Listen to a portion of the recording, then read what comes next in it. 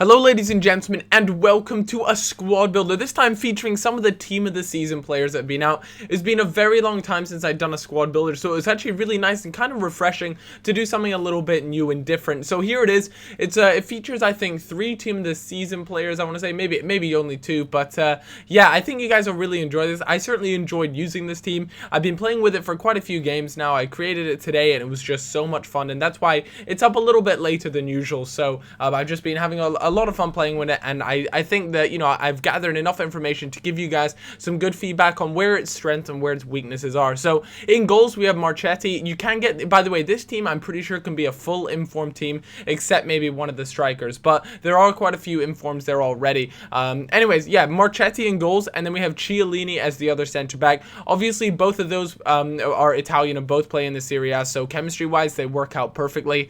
I needed a center back though, and this team kind of splits in half. It's a Bundesliga / Serie A squad, so right down the middle there are no chemistry links from connecting from both sides. They're both completely separate, which some people like, some people don't like so much, but it's completely down to your own preference. Personally, I quite enjoy it. I really like the 4-2-2-2 formation, mainly because you can do this. You know, you can have 2 completely separate leagues and have them in one team, which is always really cool to do. Anyways, you have Dante there as the centre back. I really like Dante. One of the things I have to note about him, though, is because of his high attacking work rate, he can be caught out of position. And there's the first team of the season player that we have. That's Javi Martinez. He's really, really good. I love using him in this game. His normal card was just insane, but this next one is just awesome. He seems to be everywhere all the time, if that makes sense. There's never a moment where he isn't, you know, hustling someone down, doing something, and that's what I really like about him. He doesn't tend to attack too much, but he does a really good job of kind of helping out Dante, because Dante is such an attacking center back. It's good that he kind of sits back and helps him out and sort of covers for his I don't want to say mistakes, but for when he kind of runs forward, Javi Martinez is there to cover up. Then at center attacking mid we have Castro. He's a German, plays in the Bundesliga. And then on the right attacking mid we have Diamanti. Diamanti's in-game stats are absolutely absurd. I'm sure if you guys go onto any sort of Ultimate Team website you can check them out for yourselves, but my god, it is just insane. Then we've got arguably one of my favorite players in this game, and that is Big Balotelli. It's his AC Milan version, is his informed version. And then at striker we have Royce. Royce is an animal. I mean, in this game he is just insane, and that's why he's featured in this squad. So I'm going to talk a little bit about the players themselves, what I like and what I don't like about them, and how I feel as though how I feel this whole team works together. So first off, we'll start with the defense. So the defense works out pretty nicely. A lot of them actually have quite high attacking work rate, and that's something that I was a little bit nervous around. Marchetti though, not Marchetti, sorry, Marchisio, the center defensive midfielder, he has a high attacking work rate and a high defensive work rate, so he is constantly trekking back and forth, and that's quite good. I mean, I can understand some people don't enjoy the high attacking and high defensive, and a lot of the times I don't really enjoy it, but it seems to work out okay in this 4-2-2-2 formation, mainly just because of the fact that he seems to be everywhere and he seems to help out the relatively attacking defense that we have.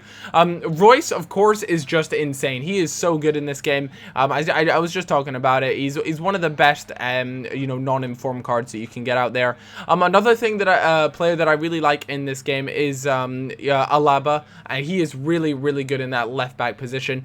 He does cost quite a lot. That 80 second inform does cost quite a bit, or at least when I purchased him he cost quite a bit. It may have changed due to recent market crashes and things like that with team of the season being out, but he is good. Like I said, he is attacking, and so is Abate. I was thinking about putting Konko in instead of Abate just because I didn't want too much of an attacking defense, but it turned out it was actually alright. But if you guys are struggling with something with that, you know, you find that your defense are often out of position and things, then feel free to put in Konko ahead of Abate, and I think that'll solve a few of your issues.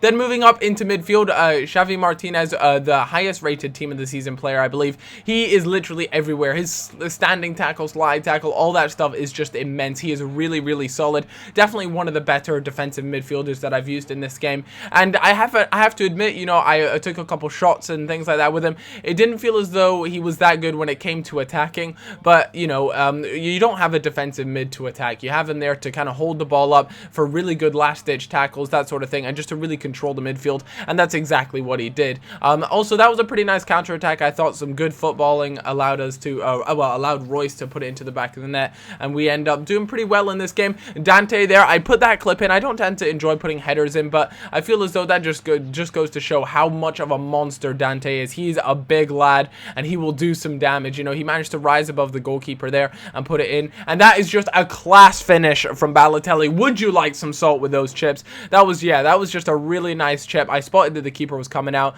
and felt a little bit cheeky and decided to chip it over the keeper's head, and it actually worked out. A lot of the times it won't work out too well for you, but fortunately for me, it did ended up working out pretty well. And Balotelli, let's talk a little bit about him. You know, he has got to be one of my favorite players in this game. He is just insane when it comes to finishing. If you get him in and around the box, you have a very high chance of scoring. He is so good when it comes to just, you know, the final piece, the last piece of the puzzle. He manages to put it away all the time, and that's one of the things I like about him most. Another thing is that he's actually feels pretty quick considering his size and agility. You know, he is a big lad, but you can see he was just crunching those defenders there, and then he manages to have that burst of pace to go past the goalkeeper and put it into the back of the net. Let's talk a little bit about Diamanti and Castro, the two center attacking midfielders in this game.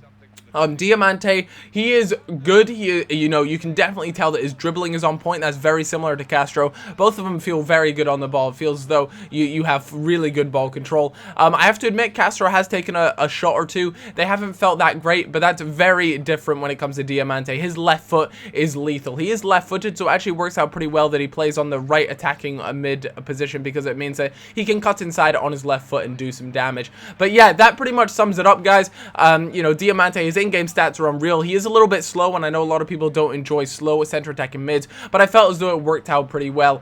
Castro didn't get involved too much, but when he was involved, he did do a pretty decent job, but I wouldn't say he was any sort of standout player, and that's the honest truth, guys. Anyways, I hope you've all enjoyed this video, and if you have, then leaving a like is much appreciated. I saved the best goal for last. You guys can go and check that out. Balotelli flicks it up for himself and volleys that past the defender there. Past the goalkeeper even. I hope you guys have all enjoyed this video, and if you have, then leaving a like is very much appreciated. Expect some player reviews, expect some more squad builders, that sort of good stuff very soon. I do apologize that there isn't a career mode video out today. I haven't been feeling too well. I'm actually probably just going to head off to bed after this, or lie in, watch a movie, something like that, because I'm not feeling too well. That's why there aren't two videos today. Until then, guys, I'll catch you all in a little bit. Have a cracking day. I'll see you in a bit. Bye-bye.